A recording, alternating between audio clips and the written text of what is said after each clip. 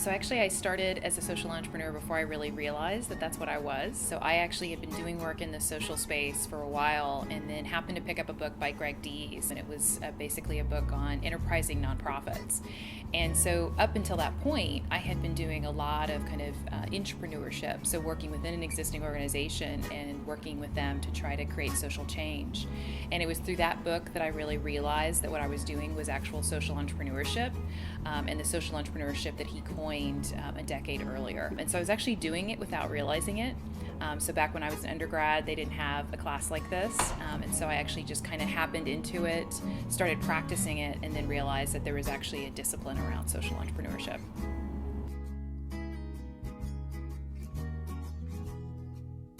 So part of my job at Social Impact Architects is I wear 3 different hats. The first hat is really working with nonprofits, foundations, and socially responsible companies to really help them understand social entrepreneurship and how to create large-scale social change within the areas that they operate. So I do technical assistance, oftentimes it's called consulting. So they'll be putting together a strategic plan, they'll be putting together how they're measuring their impact, a lot of the stuff we're learning in class. So I actually walk alongside them and help them develop that for their own organization. The second part is really around training and technical assistance. So instead of me working with them, I actually train them so they can do it themselves. So I do training and education across the country on lots of different topics. And then the third is writing. So I do a lot of writing. So if they can't have me walk alongside them, if they can't come to a training, then they can read our blog or read our articles about social entrepreneurship. And so I write for a variety of different journals as well as a weekly blog. So Tony Mendez, who was the leader of the Murphy Center, invited me to guest lecture. And it was one of those things where I thought I was just going to come, do a speech like I would normally do in front of an audience, and then leave. But it was just so intoxicating to be around young people.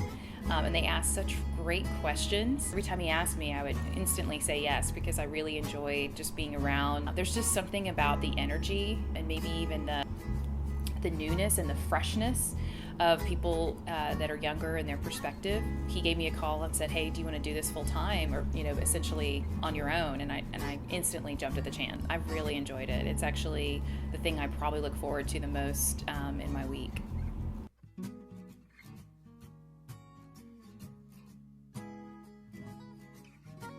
Well, first of all, I'm glad you think I'm young. Sometimes I don't feel so young. To be honest, it is very refreshing. Because I think oftentimes in life, people tell you what to do and tell you how to think. And in this case, when you're running your own company, you have to define the roles for yourself.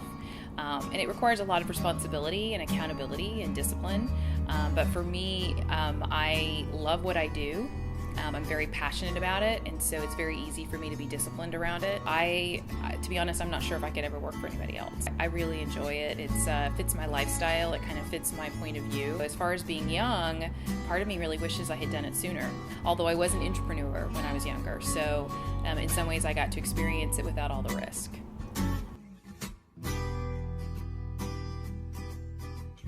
I think women have a number of challenges that are probably irregardless of industry. I'm a big fan of the book Lean In. And in Lean In, they talk about all the different things that women kind of potentially fall short in thinking about themselves. So for example, they don't lean in meetings, that they don't make themselves present and known, and are oftentimes not as assertive as they would really probably should be when they have a definitive opinion. I think oftentimes they start later than men. They oftentimes want their idea to be perfect before they share it with other people.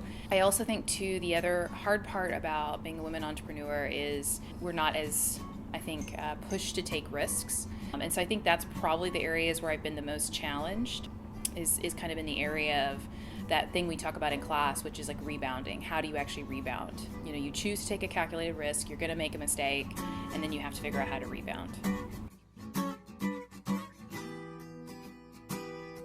I think probably the best advice I got was really just in general. It had very little to do with entrepreneurship. But on my first day of business school, the dean at the time said, "There's no growth in comfort and there's no comfort in growth." What he was trying to point out was that if we were growing, we were going to be uncomfortable. I've really tried hard to kind of continue to keep pushing myself and never get too comfortable. be open-minded and try lots of different things. I think oftentimes we get very set in our ways, particularly as you get older. I think people my age oftentimes fall victim to this, is that they think life is a certain way or they have to do certain things. And so I would say people who are in their early stage of their lives and they're trying to figure out what they want to do next is just to try lots of different things and not to get too set on a particular path too quickly. So I'm on my 4th career now, and I, fundamentally believe that I wouldn't be where I am now if I didn't have the experiences that I'd had in the previous careers. And so I think just being able to try lots of new things, and that includes international travel, it includes meeting new people, it means being around people who are going to question you, and really get you out of that comfort zone. I think that's really important. So one of the things we talk about in class, and I think this is something that I wish someone had said to me when I was sitting in your spot, was just this kind of idea of where you should potentially go, and I kind of see it as kind of 4 circles that overlap. And truthfully, it's a lot about what you're passionate about and the thing that you care about more than anything else, and trying to go after that. It's also what you're best at, so there's a lot of things I'm incredibly passionate about, but I'm not the best at it. I think life's too short to really do the things, that you're not the best at. And so if you're not the best at it, then it should probably be a hobby. And then the thing that the community really needs, so I think there's a little bit of you finding a market, so for me with Social Impact Architects, I saw that there was a real void, and I saw it through my own experience. And it eventually became a passion, and then I realized it was something I was really good at. And then, of course, the thing where you can make money. And so trying to find all those 4 things and really just spending the time looking at each one of those different circles and then seeing where they all come together. And I think that's something where I've been really lucky that my path has kind of moved me in that direction, because I think there's a lot of people that are my age that are making money, but they're not happy at what they're doing, or, they're passionate, but what they're passionate about, there's no market for. Or they're doing something they're really not the best at, so they're not able to advance in it and make the money that they need to.